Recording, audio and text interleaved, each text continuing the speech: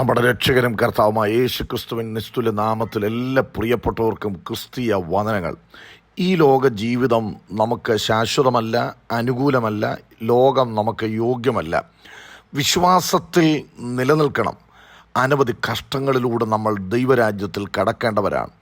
ഓരോ ദിവസവും ജീവിതത്തിൽ കടന്നു വരുന്ന പ്രതിസന്ധികളുണ്ട്, പ്രയാസങ്ങളുണ്ട്, തരണം ചെയ്യാൻ അനവധിയായിട്ടുള്ള കാര്യങ്ങളുണ്ട്. അതിനെല്ലാം നേരിട്ട് വിജയകരമായ ജീവിതം നയിക്കണം. ഈ ജീവിതത്തിൽ തോൽക്കാൻ പാടില്ല. ദൈവത്തോടുകൂടെ ചേർന്ന് നടക്കുമ്പോൾ നേരിടുന്ന എല്ലാ കാര്യത്തിനും പോക്കുവഴികളും നീക്കുപോക്കുകളും കർത്താവ് ഒരുക്കി തരുവാനിടയാകും. യാക്കോബിൻ്റെ ലേഖനം 1-ാം അധ്യായം 2-3 വാക്യങ്ങൾ.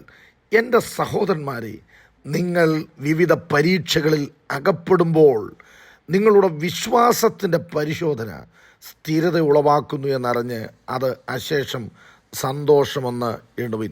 ക്രിസ്തീയ ജീവിതത്തിൽ പരിശോധനകളുണ്ട്. ശോധന ജീവിതത്തിൽ നേരിട്ടെങ്കിൽ മാത്രമേ ദൈവകൃപയുടെ ആഴം നമുക്ക് അനുഭവിച്ചറിയുവാനായിട്ട് കഴിയുകയുള്ളൂ. അപ്രതീക്ഷിതമായി സംഭവിക്കുന്നതാണ് പരിശോധനകൾ എന്ന് പറയുന്നത്. പരിശോധനകളില്ലാത്ത ഒരു ക്രിസ്തീയ ജീവിതമില്ല. അനവധിയായ പരിശോധനകൾ ജീവിതത്തിൽ നേരിടും. വിവിധ പരീക്ഷകളിൽ അകപ്പെടുമ്പോൾ എന്നാണ് ഇവിടെ വായിക്കുന്നത്. അനവധിയായ പരീക്ഷണങ്ങൾ വിശ്വാസി നേരിടേണ്ടി വന്നേക്കാം. ഒന്ന് കഴിയുമ്പോൾ അടുത്തത്. പത്രോസ് അപ്പോസ്തലൻ്റെ ഭാഷയിൽ നാനാപരീക്ഷകൾ എന്നാണ് വായിക്കുന്നത്. സങ്കീർത്തനത്തിൽ നീതിമാൻ്റെ അനർത്ഥങ്ങൾ അസംഖ്യമാകുന്നു എന്നാണ് രേഖപ്പെടുത്തിയിരിക്കുന്നത്. അപ്പോൾ പരിശോധനകൾ ജീവിതത്തിൽ നേരിടുമ്പോൾ നമ്മുടെ മനോഭാവം ശരിയായിരിക്കണം.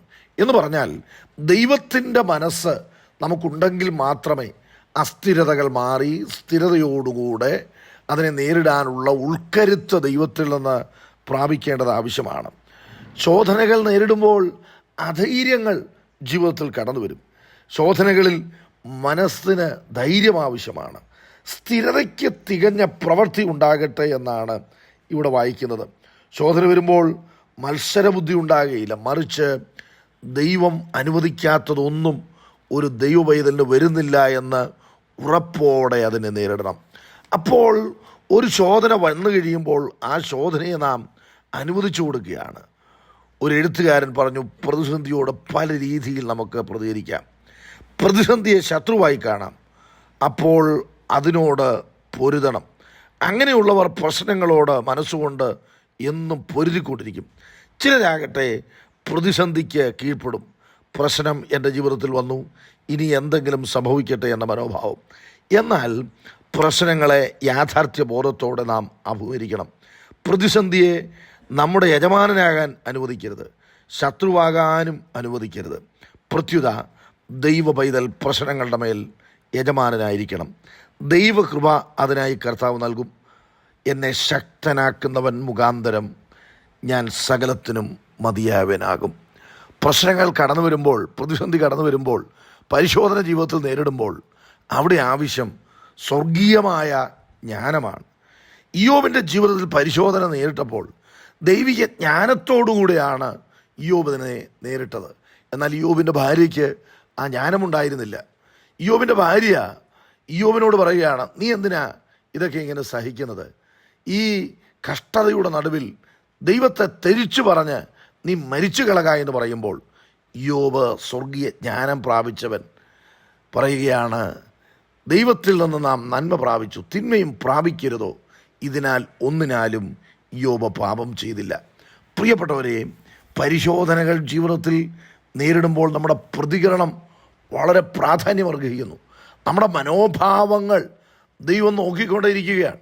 നമ്മുടെ ഹൃദയത്തിൽ നിന്ന് ഉരുത്തിരിയുന്നതായ വാക്കുകൾ. ദാവീദിൻ്റെ ജീവിതത്തിൽ ബേത്ശബയിലൂടെ ജനിച്ച കുഞ്ഞിനെ ദൈവം ബാധിച്ചു. ആ കുഞ്ഞ് രോഗിയായിരുന്നപ്പോൾ താൻ ഉപവസിച്ച് പ്രാർത്ഥിച്ചു. ദാവീദിനെ ഭക്ഷണം കഴിക്കുവാൻ തൻ്റെ ഭൃത്യന്മാർ കിടഞ്ഞു പരിശ്രമിച്ചിട്ടും ദാവീദ് ഭക്ഷണം കഴിച്ചില്ല. ഏറ്റവും ഒടുവിൽ കുഞ്ഞ് മരിച്ചുപോയ വിവരം ദാവീദിനോട് പറയാൻ അവർ ശങ്കിച്ചു. കാരണം ദാവീദ് തനിക്ക് തന്നെ എന്തെങ്കിലും കേടുവരുത്തുമെന്ന് അവർ ചിന്തിച്ചു. എന്നാൽ അവരുടെ സംസാരം മനസ്സിലാക്കിയ ദാവീദ് കുഞ്ഞു മരിച്ചുപോയി എന്ന് ചോദിച്ചറിയുകയാണ്. അതിനുശേഷം ദാവീദ് ചെയ്തത് എന്താ? കുളിച്ച് വസ്ത്രം മാറി ആഹാരം കഴിക്കുകയാണ്. എന്താ കാരണം? ആ കുഞ്ഞ് ജീവനോടെ ഇരുന്നപ്പോൾ ചെയ്യാൻ കഴിയുമായിരുന്നതെല്ലാം ദാവീദ് ചെയ്തു.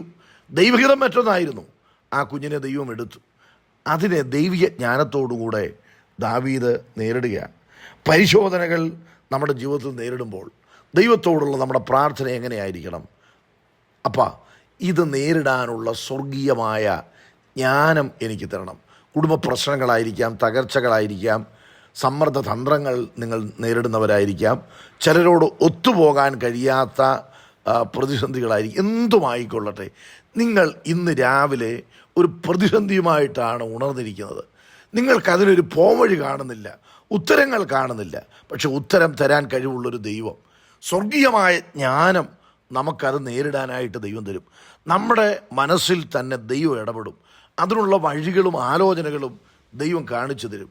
ദൈവിക ജ്ഞാനത്താൽ ദൈവം നമ്മെ നിറയ്ക്കും. ഒഴിഞ്ഞു നിൽക്കേണ്ടതാണെങ്കിൽ, നേരിടേണ്ടതാണെങ്കിൽ, അല്ല മറ്റൊരു കാര്യമാണെങ്കിൽ അതിനുള്ള എല്ലാ പോംവഴികളും ദൈവത്തിൻ്റെ സന്നിധിയിൽ ഉണ്ട്. പ്രിയപ്പെട്ടവരെ, ശരിയായൊരു മനോഭാവം, സൂര്യന് എതിരായി നിൽക്കുകയല്ല, നീതി സൂര്യനായ കർത്താവിൻ്റെ മുഖത്തേക്ക് നമുക്ക് നോക്കാം. കർത്താവിൽ നിന്നുള്ള ജ്ഞാനം പ്രാപിക്കാം. നിശ്ചയമായും ഈ സമ്മർദ്ദത്തിൽ താണു പോകത്തില്ല, തകർന്നു പോകില്ല. പുറത്ത് ആരോടും പറയുവാൻ കഴിയാത്ത പരിശോധനയിലൂടെ നിങ്ങളുടെ കുടുംബം പോകുമായിരിക്കാം. ഒരുപക്ഷെ ഹസ്ബൻഡിനും വൈഫിനും മാത്രമേ അത് അറിയുകയുള്ളായിരിക്കാം. എന്നാൽ അറിയുന്ന ദൈവം ജ്ഞാനം തരും. അതിൽ തകർന്നു പോകില്ല, വിജയകരമായി പുറത്തു വരും. ഈ വചനങ്ങളാൽ ദൈവം നമ്മെ അനുഗ്രഹിക്കട്ടെ.